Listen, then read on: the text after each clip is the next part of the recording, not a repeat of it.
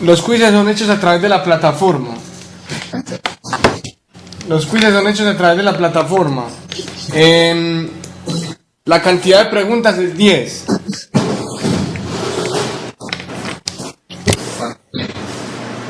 Media hora. 12 minutos.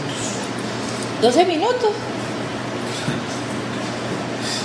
Fíjense. Ay, sí. Que no lo crean. Profe, no se oye.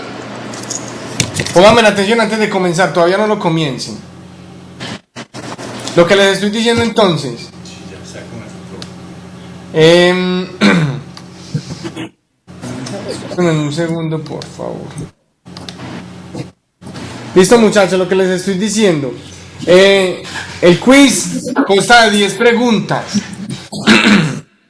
10 preguntas de selección múltiple, con única respuesta. Esas preguntas las deben responder en 12 minutos. 12 minutos es un tiempo extremadamente suficiente. Inclusive, dependiendo del comportamiento que yo les vea en los quizzes, reduzco el tiempo. ¿A qué me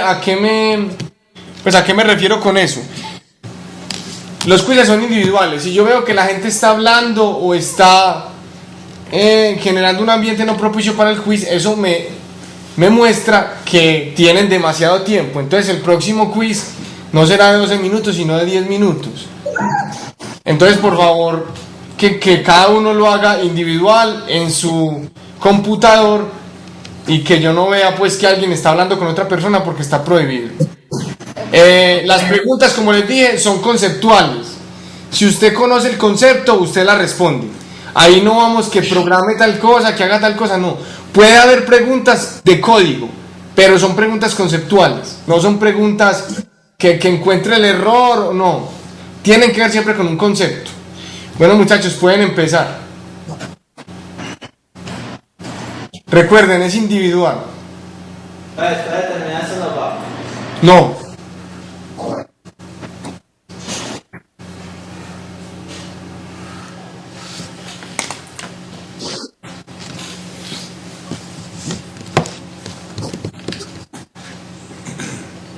Voy a grabarlos un momentico, ¿cierto? No hay inconveniente.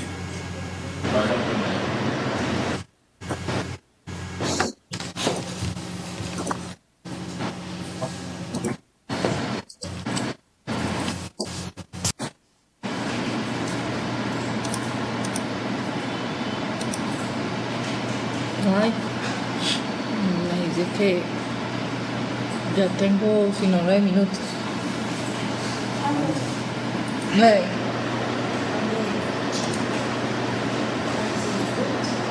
Ay, ay, ay.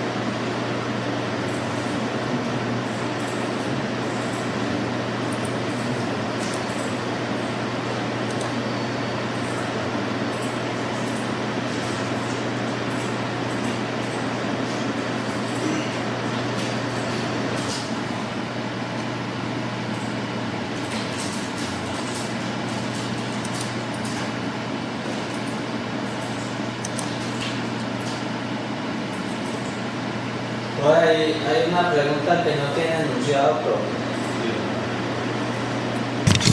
Si no tiene enunciado, omitámosla entonces que yo reviso y yo reviso entonces y no la tendré en cuenta. A veces, pues no sé por qué, a veces me pasa. No sé si es en la carrera de la creación del quiz o es la plataforma. Por ejemplo, el semestre pasado me pasó en otro quiz, entonces omitámosla, por favor, que yo reviso.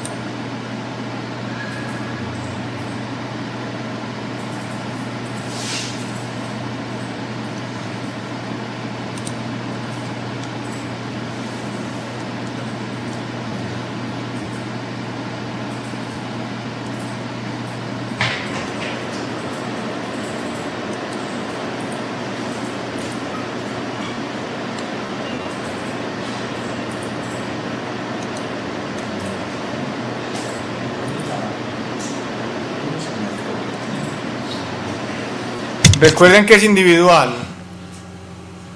Pero estaba afrontándose y no apareció la calificación. ¿Qué ya lo enviaron?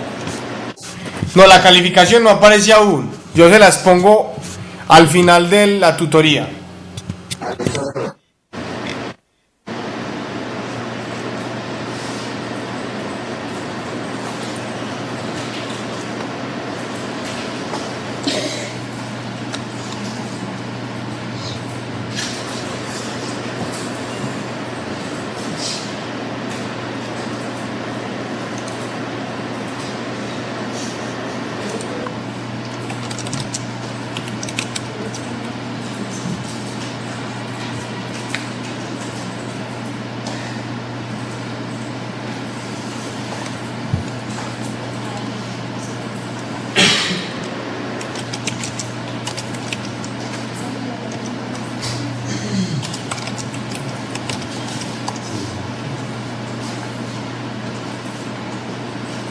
No, es un 4, un 6. Profe,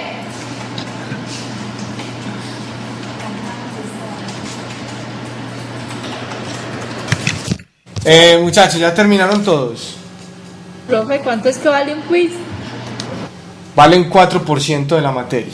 Gracias. Me imagino que está preguntando eso porque lo sacó en 5. No son, no. Profe, ¿es cierto que son 8 quiz? Sí, no son 8. Son 6. Son Ya se seis. me olvidó. ¿Tú crees que son 8 quiz? Déjame mirar.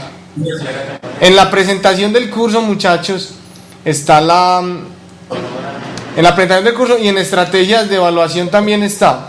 Son 6 quizzes Son 6, a ver. que suman el 24% de la materia. Bueno, yo les hago una sugerencia, muchachos. Los quizzes, bueno, yo no sé si lo hicieron, pero yo no impido nada. Ustedes pueden abrir lo que quieran allá.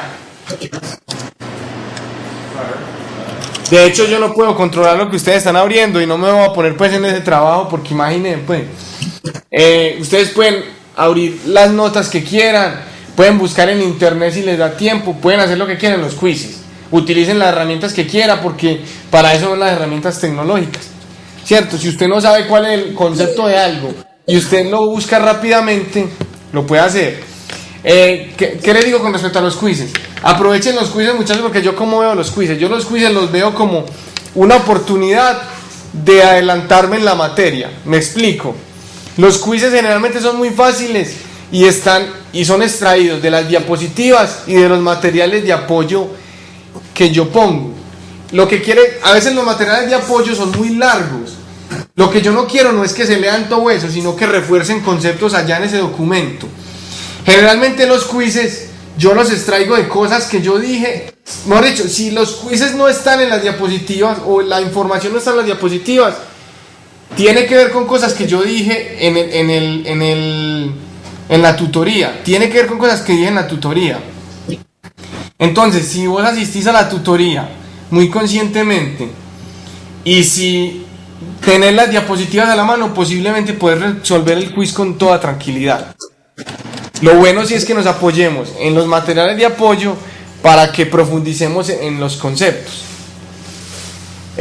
No sé, me gustaría saber cómo creen que les fue. ¿Les fue bien? ¿Les fue mal? Profe,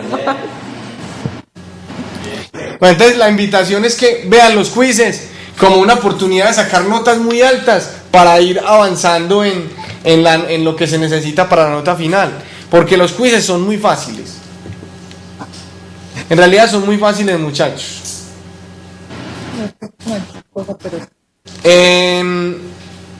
Ahorita al final de la tutoría les publico las notas para que vean qué sacaron. Bueno, vamos a terminar entonces con lo que estamos trabajando, muchachos.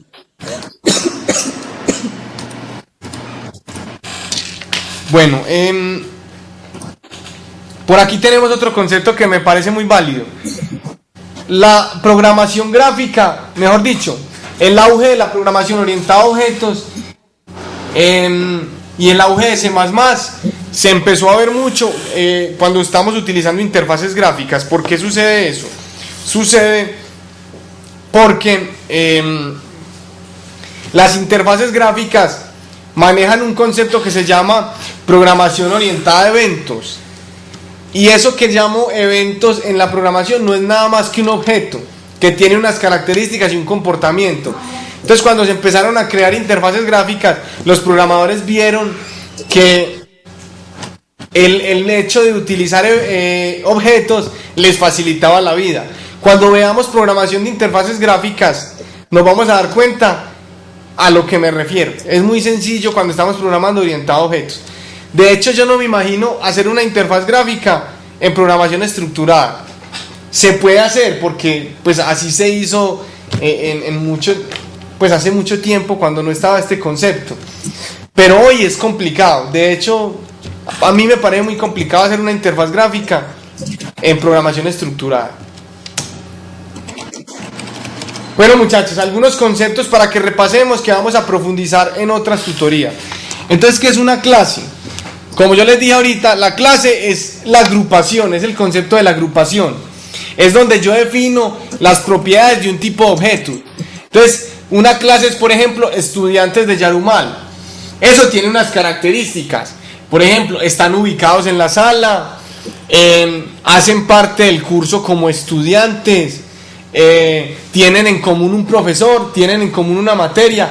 Esas características que ustedes tienen en común son las características que identifican la clase, o más bien que identifican el objeto que pertenece a la clase. Vamos a ver eso después en código que es más evidente.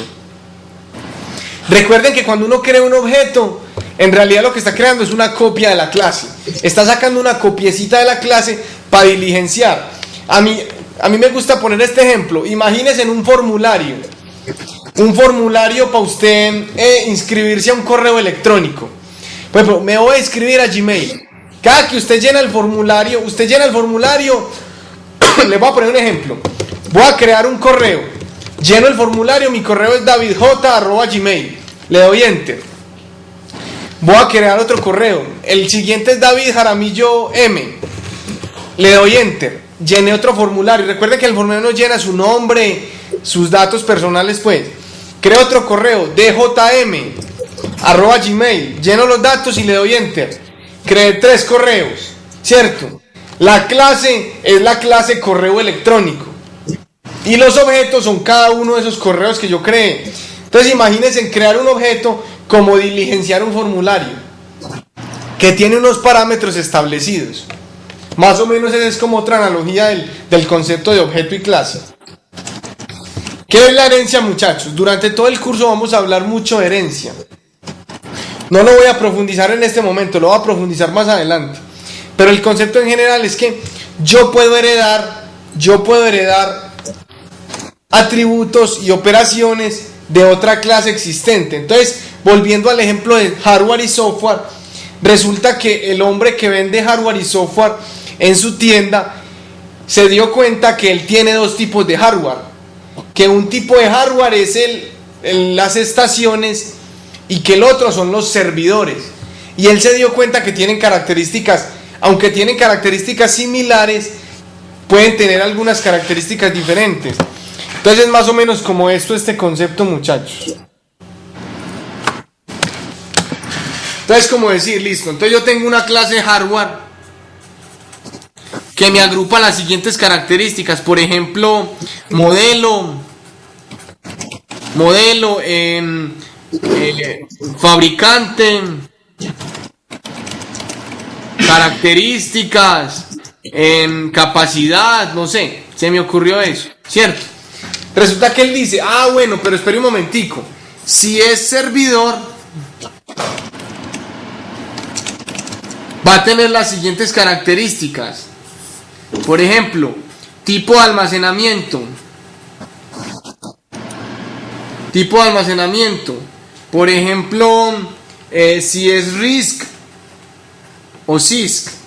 Recuerden que yo ya les expliqué qué es eso. Si es RISC o CISC. Si es, por ejemplo,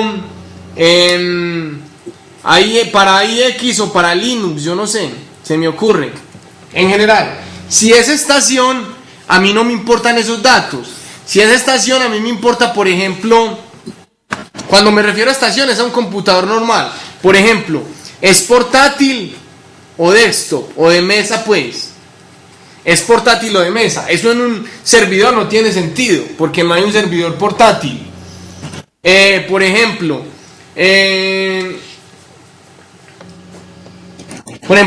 ¿qué tipo de pantalla tiene? Eso para un servidor no importa, porque los servidores uno los administra generalmente remotamente.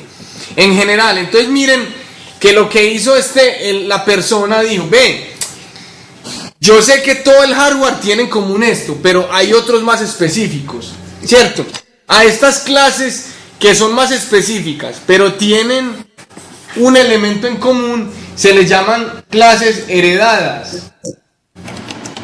Y a ese concepto en general es a lo que se les llama herencia. Entonces es como yo sacar una copia de la clase para utilizarla como otra clase. ¿Les queda claro ese concepto, muchachos? Entonces les voy a poner un ejemplo de lo que es herencia. Entonces, por ejemplo, yo tengo una clase que se llama usuarios de la Universidad de Antioquia. Usuarios, ¿cierto? Esa es la clase. ¿Qué tienen en general los usuarios de la Universidad de Antioquia? Díganme qué puede tener en general un usuario. Por ejemplo, cédula. Todos los usuarios tienen cédula. O identificación, pues. Para los que no tienen la cédula todavía. Identificación, sí. Edad, claro. ¿Cómo no van a tener edad? Nombre, obviamente que tienen nombre. Sexo, tipo de sangre, todos tienen eso. Pero entonces yo puedo decir, bueno, pero entonces, ¿será que a mí me cabe el siguiente atributo? Cantidad de materias asistidas. No, porque yo no asisto a materias. Entonces dice, bueno, entonces dentro de ese grupo de estudiantes dentro de ese grupo de usuarios de Universidad de Antioquia, entonces existen varios grupos. Por ejemplo, el grupo de estudiantes, el grupo de profesores, el grupo de personal administrativo, el grupo, por ejemplo, de visitantes. Entonces miren que son subgrupitos con características diferentes, pero ¿qué tienen en común todos? Que todos son usuarios de la Universidad de Antioquia. Entonces miren que las clases más bajas en jerarquía son heredadas de arriba, o sea, heredan todos los valores comunes que tiene la clase usuarios de Universidad de Antioquia. Como les digo, muchachos, más adelante cuando veamos herencia, este concepto va a quedar más claro. Método. Muchachos, esta palabra método para nosotros en este curso va a ser sinónimo de función. De hecho, a mí me gusta utilizar más función. ¿Por qué? Me gusta utilizar más función porque función es una palabra y un concepto que es inherente a C++ y a C como tal. Generalmente la palabra método se utiliza para representar las funciones en otros lenguajes de programación, como por ejemplo Java, ¿cierto? Entonces en Java usted no habla de funciones, en Java usted habla de métodos. Pero yo quiero que entiendan que en este curso es lo mismo, hablar de funciones o métodos es lo mismo. Yo trataré de referirme a funciones en general. ¿Qué es una función entonces? O un método. Es un algoritmo que ejecuta, es un algoritmo que le llega algoritmo asociado a un objeto o una clase que se ejecuta con la recepción de un mensaje. Entonces miren, generalmente un método, una función está asociado a un objeto. Entonces recuerden la analogía que les salía ahorita con hardware. Un método, una función podría ser, por ejemplo, activar licencia, con software, activar licencia, ¿cierto?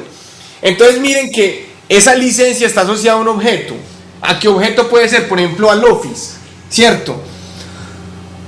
Entonces es un algoritmo que necesita el Office para poder activarse. ¿Y activar qué? El atributo que se llama activación.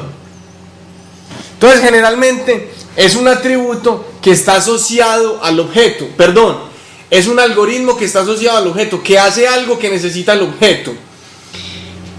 Ese algo siempre se debe ver reflejado en la modificación, ojo, en la modificación de los atributos. Si usted no modifica ningún atributo, esa función o ese método no tiene ningún sentido, porque usted no está modificando nada. Entonces ojo con eso. Lo que son funciones, atributos y objeto son una trilogía que no se puede separar. Si usted crea una función que no tiene un objeto o no modifica un atributo, no está haciendo nada. Si usted tiene un atributo que no pertenece a un objeto o que no es modificado por ninguna función, no está haciendo nada, porque está ahí como si estuviera muerto. O si usted tiene una función y un atributo que no pertenece a ningún objeto, pues, o no hay un objeto creado para eso, no tiene sentido. Entonces ojo que es una trilogía que no se puede eliminar. Lo que es atributo, función y objeto. Bueno, mirad, ¿qué es un evento? Un evento es un suceso que es percibido y que desencadena alguna acción. En programación orientada a objetos, para nosotros, ¿qué va a ser un evento? Una señal que llega al objeto. Entonces, por ejemplo, la modificación de un atributo, eso es un evento. Entonces puede decir, pero ese concepto ahí como que queda muy en el aire. Ese concepto va a quedar muy claro cuando veamos interfaces gráficas. En interfaces gráficas nosotros generalmente hablamos de un evento, pero un evento en programación orientada a objetos es modificar un atributo del objeto que tiene esa interfaz gráfica. Por ejemplo, de un botón. En las interfaces gráficas, cuando yo tengo un botón y doy clic, y le doy clic al botón, eso es un evento, el evento de oprimir el botón. Pero si usted va y mira en la programación orientada a objetos, lo que usted hizo fue ¿qué? Cambiar un atributo, que era, por ejemplo, botón oprimido, sí, o botón oprimido, no, simplemente un atributo booleano, por ejemplo. ¿Qué es un mensaje? Es algo que se dirige a un objeto, Entonces generalmente un mensaje puede ser el cambio consecutivo de varias variables. Si yo cambio varias variables, le estoy enviando un mensaje al objeto, le estoy diciendo, vea, usted ya tiene otras características diferentes. Un atributo, como ya les dije, es un dato asociado a un objeto, es un dato que yo diligencio asociado a un objeto. Por ejemplo, a una persona le asocio la estatura, le asocio el peso, eso es un atributo. Un estado interno, muchachos, generalmente lo vamos a asociar a una variable privada. Más adelante vamos a ver que es una variable privada, pero asociamos estado interno como un estado privado. Entonces, usted, por ejemplo, no quiere saber que la gente, pues, a usted no le gusta que la gente sepa su edad, ¿cierto? Entonces usted vuelve ese atributo interno. Para mí la edad es interna. ¿Cómo así? No. O sea, yo solo le digo la edad a los que yo quiera. El que quiera venir a mirar mi edad no lo puede saber. Es más o menos, por poner una analogía, más o menos como en el Facebook. Yo en el Facebook tengo un montón de atributos y de información personal, pero no todo el mundo la puede ver. Esa información que yo restringo, eso es un estado interno.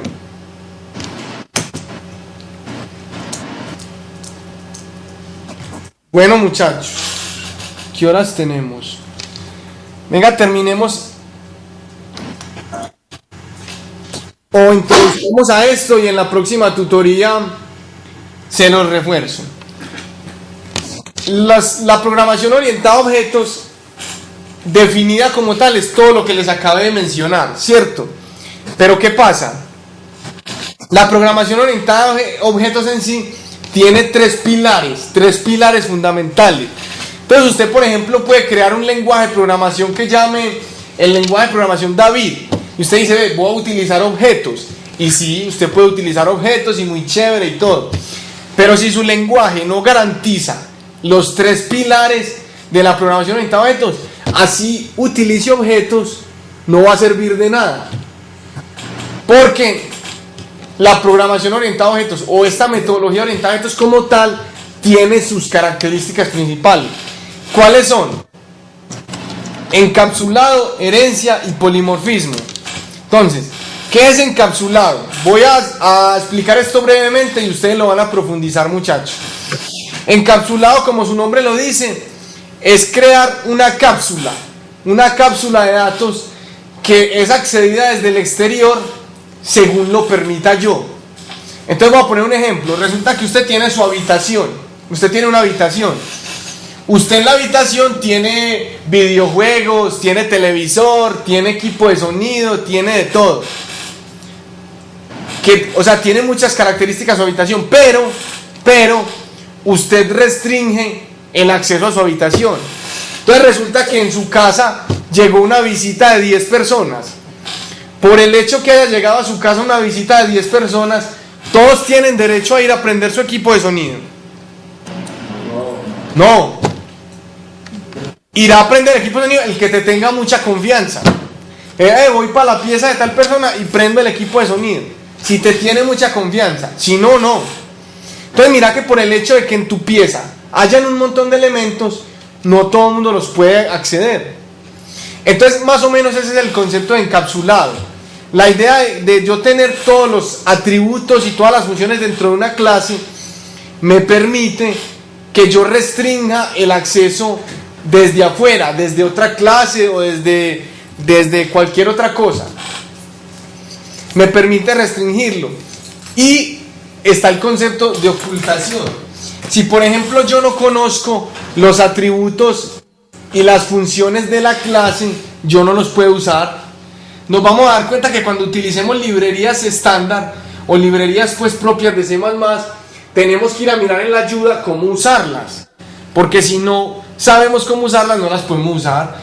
Tienen unas reglas para usarla y de hecho hay unas variables que o no se pueden acceder por algún tipo de restricción, o solo pueden ser accedidas por un método, por ejemplo público, o por una función pública. Después vamos a ver eso. Entonces, en general, muchachos, es el concepto de encapsulado. Una clase es como mi pieza. En mi pieza yo tengo muchas cosas. Yo soy quien digo cómo las usan y quién las usa. Ese es el concepto de encapsulado.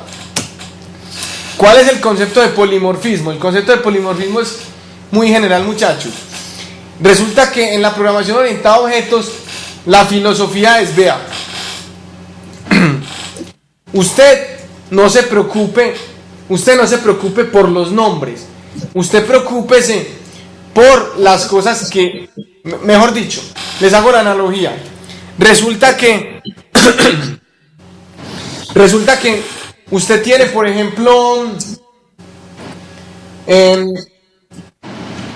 voy a hacer esta analogía. El área de un cuadrado es lado por lado, ¿cierto? El área de un rectángulo es lado por lado. El área, por ejemplo, de un triángulo es base por altura sobre 2, ¿cierto? Mire que para hallar esas áreas usted necesita dos datos, ¿cierto? ¿Qué me dice el polimorfismo? Vea, usted no se complique, ¿cierto? Cree una función a la cual realice las acciones dependiendo de lo que usted diga. Entonces, por ejemplo, si usted quiere hallar el lado, por ejemplo, el área de un cuadrado, usted le dice, vea función área. Hay una función que se llama área. Yo le entrego lado y le digo que es un cuadrado. Usted por detrás haga lo que usted quiera. A mí no me complique. Yo le digo lado y cuadrado. A mí no me complique. Les voy a poner el ejemplo más complejo. Extendamos eso a las demás figuras geométricas. Por ejemplo, a volúmenes, por ejemplo. Si yo no quiero hallar sino el área, sino el volumen. Entonces resulta que yo tengo una función que se llama calcular área o volumen. Así se llama la función. Entonces, dependiendo de los datos que yo le meta, él me hace lo que yo quiero que me haga. Entonces, por ejemplo, si yo le meto dos datos, ¿qué creen ustedes que me va a calcular? Me calcula un área, ¿cierto? Si yo le meto dos datos, no tiene sentido que me calcule un volumen, porque le falta un dato. ¿Cierto? A no ser de que sea el volumen de otra figura, pues. Pero si yo le meto tres datos, ¿será que él me calcula el área? No, la idea es que me calcule el volumen, porque le estoy metiendo los datos para eso. Es más o menos una analogía ahí burda, muchachos. De eso se trata el polimorfismo. El polimorfismo en sí, como concepto, es utilizar la misma función para realizar acciones diferentes. O sea, yo con una función que tiene el mismo nombre puedo hacer diferentes acciones. Eso le facilita la vida al programador, porque el programador no se tiene que preocupar que está repitiendo, por ejemplo, funciones, no. Simplemente con el número de argumentos o con los datos que yo le ingrese a la función, C++ o en general un lenguaje de programación orientado a objetos escoge qué es lo que debe hacer. Eso se llama polimorfismo. Y herencia, muchachos, es el concepto que les acabo de mencionar. La idea principal de la herencia es reutilizar clases que ya existan, para no tener que volver a crear todo desde cero, ¿cierto? Creando una jerarquía de clasificación. Más adelante vamos a ver ese concepto más profundo. Les digo algo, muchachos, C++ no es el único lenguaje de programación orientada a objetos, hay muchos. De hecho, si algunos de ustedes conocen un poco de programación, se deben estar preguntando, profe, ¿y por qué en vez de ver C++ no vemos Java? Que es un lenguaje como más común, más mencionado, más moderno. La respuesta es la siguiente. Java es el lenguaje de programación con orientación a programación web. Con Java tenemos programación web. C++ es un lenguaje de programación orientado a objetos más básico, multiplataforma y orientado a cualquier cosa. En C++ podríamos desarrollar web, podríamos desarrollar cliente-servidor, podríamos desarrollar para Linux, para Windows, para lo que sea. Es un lenguaje multipropósito y multiplataforma. De hecho, Java como tal está hecho en C++. Una cuñita aquí, muchachos, o dos cuñitas. Primero, la gran diferencia entre Java y C++ es el manejo de la memoria. En C++ nosotros manejamos la memoria, nosotros somos los que vamos y asignamos la memoria. Por eso se dice que C++ es un lenguaje de programación de nivel medio, porque tiene conceptos de bajo nivel y de alto nivel. En Java la memoria la maneja la máquina virtual de Java. Por eso se dice que Java es un lenguaje de programación de alto nivel, porque no hay que preocuparse por la memoria. No vean esa preocupación de la memoria como un problema, porque en realidad a veces se pueden hacer programas muy eficientes si usted controla la memoria. Bueno, y la otra cuñita, muchachos, yo no sé si ya se los había dicho en la primera tutoría, pero todo el sistema operativo Unix, que es del que está basado, por ejemplo, IX, o del que está basado Linux, está hecho en C. Está hecho en C. Entonces miren la fuerza de programación que tiene C y C++ como lenguaje. Para que vean, muchachos, que no, pues que no es que C sea un lenguaje obsoleto o C++, no. De hecho, miren que Unix está basado sobre él. Dependiendo de la orientación y de los conocimientos que uno tenga, uno usa su lenguaje. C++ es un lenguaje bueno y no es obsoleto. Bueno, muchachos, así quedamos entonces. Por favor, revisen los temas que quedaron pendientes. En esta tutoría quedó pendiente el tema de clases y objetos. Ya ahí en la plataforma está montada la información. Entonces, por favor, revisen ese tema. Recuerden que el domingo a las 11:55 debe estar en la plataforma el mini proyecto. Pues no vamos a las notas. El profe todavía no está. Paciencia. Hasta las 12 de la noche el domingo. Hasta las 11:55. ¿O de la noche? Sí, de la noche. Ah, bueno.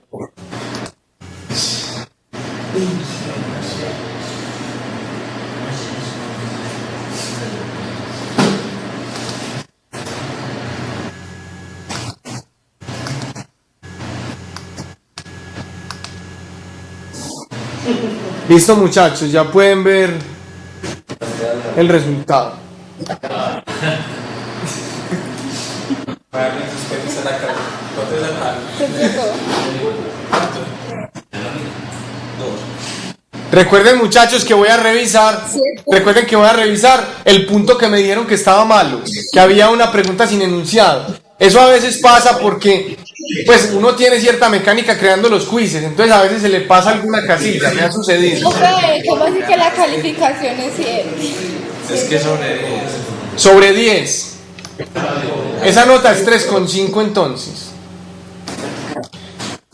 Pero tengo que revisar si hay una pregunta mala, porque entonces la calificación ya no sería sobre 10, sino sobre 9. Pero entonces quiere decir que sería que...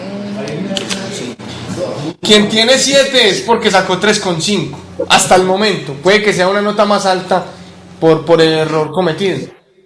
Ah, ya no la contesté. Bueno, muchachos, muchas gracias. Nos vemos dentro de 8 días. Recuerden la entrega del mini proyecto. Recuerden también que me pueden hacer consultas a través de la plataforma. Profe, ¿usted acuerdas es que estábamos conectados? Pues, muchachos, generalmente estoy de noche. Lo que pasa es que los últimos días he tenido algunos inconvenientes con mi computador y con el internet. Pero ya lo solucioné. Y espero a partir de mañana. Sí, espero que a partir de mañana estar conectado generalmente en la noche. Yo generalmente siempre me conecto es en la noche.